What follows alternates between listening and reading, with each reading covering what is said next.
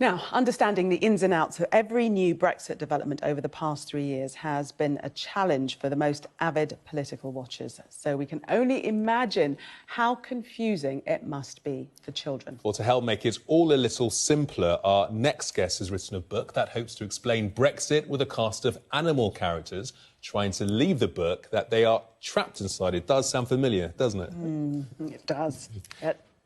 To tell us more, we are joined by the author of I Want to Leave This Book, Richard David Lawman. We're also joined by mum blogger Vicky Pisarius-Broadbent and her 9-year-old son, Oliver, who has read the book. Welcome all, good to see you. Hello, hi. Richard, if I could firstly start with you. Tell us a little bit about this book. Where did the idea come from? And also, what message are you trying to get across? Well, at What Adventure, we like to do things that are slightly challenging. Last year we did a book which involved 7,000 kids. We just knocked off a graphic novel that explains eco-challenges. So we were basically dared to write a book which explains Brexit for children.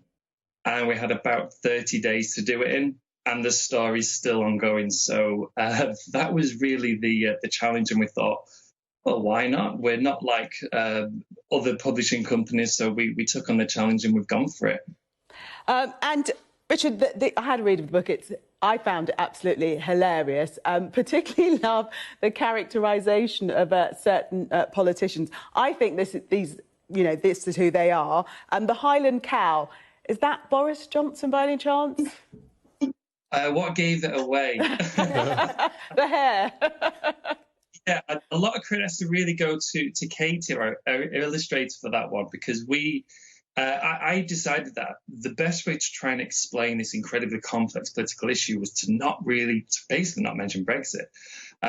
So when we were talking through how would we characterise certain political movements or thoughts, she said, can Boris Johnson be a Highland cow with a big fringe? And I thought, yeah, that's great. And she's only had a few days to do it as well, so we're really pleased. She's done really well. We'll just run through a couple of the others. So David Cameron, we think, is Percy Hogstrotter. Yes. and Theresa May is the hamster. We all feel sorry for the hamster. Yeah, well, that's possibly one way to look at it. I guess hamsters in this story is trying to please everybody, but he's in an ultimate position of weakness. It's the smallest animal, and when all the different characters are trying to declare which story they want to go into, the hamsters trying to please everybody. So yeah, I think you've picked them all up quite nicely. Yeah, we've done well. Vicky's with us in the studio. What attracted you to the book? Was this a question that Oliver was asking you? You know, what is Brexit about, Mum? Absolutely. I mean, only last week Oliver was saying, Mummy, I'm confused again about Brexit, because this is ongoing now for 3 years. The children are watching news and they're watching news with me, and it's a complex situation for all parents and for teachers. What this book does so brilliantly, it's an allegory, it explains to animals what's going on. I mean, and Oliver's found that you really understand a lot more now, don't you? Yeah, what did you learn about it, Oliver? Because it is confusing for adults as well. Yeah, so at the start I didn't really know much about Brexit and I didn't really know what was going on. And then once I read the whole book, it's much more understandable about the animals, how they're all stuck at a point where, like, they don't know what to do. They want to leave the story, don't they? And ultimately, at the end, what happens? Yeah, so they all took a vote, and it ended up with them having more people wanted to leave. So Theresa May said, I want to sort it out. Then she... Hamster. Hamster. And she gave up, didn't she? Yeah, she gave up. She couldn't handle it anymore. And then... And now, Boris Johnson, the... Highland cow. He's taken over. He's taken over, and to be continued. To be continued, absolutely. Oh, so there is no end? There is no end of this. Oh, my goodness, we're still in the same position. I thought fiction could lead us to an answer. But what's really good, children are learning that we don't have all the answers. Not everything necessarily has a happy ending, or we don't, you know, it is to be continued. Are we going to get an extension? Are we stuck for longer? What's going on? And with the context of our situation, we're trying to sell a house, and not happening because of Brexit. It's stalled.